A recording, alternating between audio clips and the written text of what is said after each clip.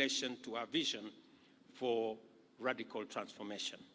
As already stated, 29 apparel companies operating in our EPZ are exporting to the US and employ nearly 60,000 people. They have enabled Kenya export over $7 billion worth of garments to the US duty-free, of which $545 million was exported in 2022. Consequently, Kenya is now the biggest garment exporter to the US in Africa, and our Africa Growth and Opportunities Act apparel strategy has stimulated a 12-fold increase in value of our exports in the last 2 decades. This is not the entire story. Our EPZ ecosystem has expanded to 101 gazetted zones in 22 counties, which accounts for Kenya shillings 149 billion in cumulative investment and directly employs over 75,000 people from Mombasa all the way to Malaba. Of this, the textile and apparel sector constitutes over 100 companies, which employ over 66,000 people directly and between 150,000 and 200,000 people indirectly.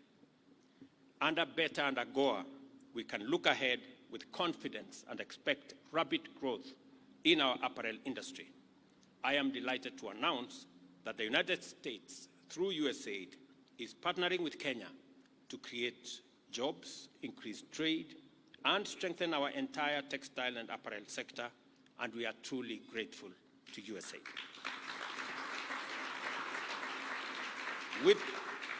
With additional support from Prosper Africa, and I'm very delighted that the team leader of Prosper Africa is in our midst, USAID has therefore invested another $11 million in grants in the following areas. First, the investment is aimed at expanding the promising Kenyan fashion brands like Vivo, and I saw them here, Equator and Ubuntu.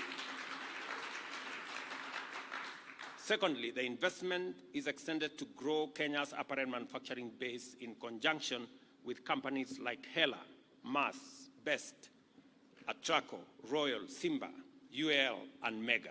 And all of them, I saw them exhibiting here. Finally, the investment is aimed at bringing a new vertical capability to Kenya's textile and apparel subsector with the entry of companies like Koniho and Nexgen into the manufacturing of elastics and labeling. As was said earlier, it will make our turnaround in production much more efficient, faster, and cost-effective. These companies have committed to match this investment with their own investments, amounting to 77 million in total, or Kenya shillings 10 billion in the short term. This combined effort will be expected to generate an additional $330 million in apparel exports and create another 20,000 jobs by the end of next year.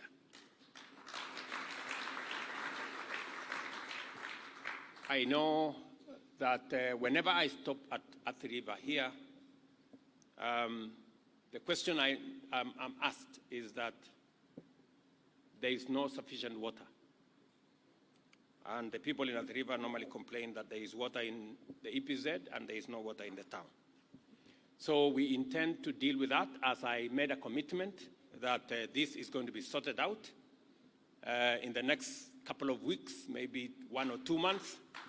We will complete the Northern Collector Tunnel program that will supply water directly to this EPZ, and to the people of Athi River, I want to tell them there will be water for Athi River as well.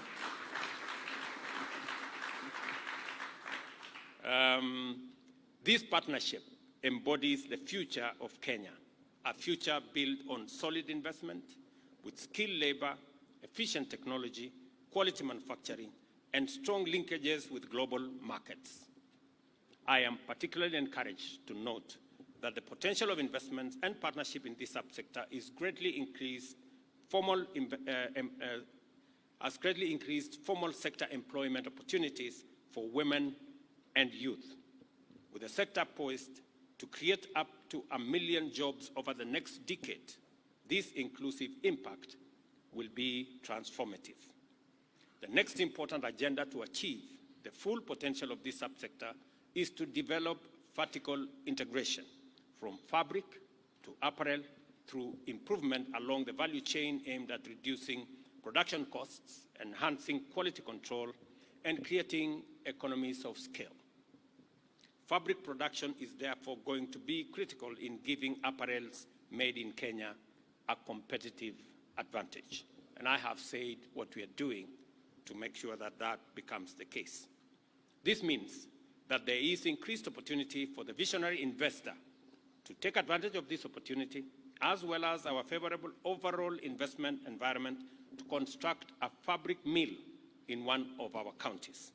Such an investment would be particularly opportune given that 40,000 farmers are already farming cotton and producing between 20,000 and 40,000 bales annually. I am announcing an investment opportunity, so those people who have ears, they better listen.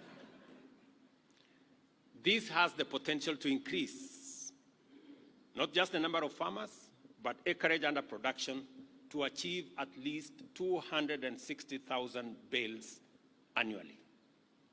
And you not only have a ready market in our EPZ ecosystem, but you also have a very efficient farming community to support. Our projections for the growth of the textile and apparel sector based on the current potential and investment growth is that a compound annual growth of 20% is feasible, which would produce over $1 billion in exports and create 200,000 more jobs by 2027. Further increase exports to $2 billion with 650,000 jobs by 2031 and reach over $3 billion in exports and more than 850,000 jobs by 2034.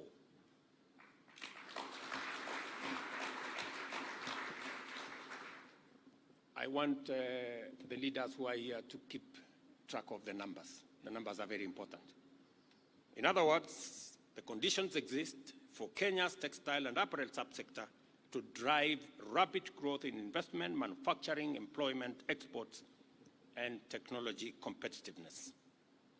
This is the context in which we appreciate the entry of Nexgen packaging EPZ into our textile and apparel subsector because of the future we think should be our target as we go into the next stage.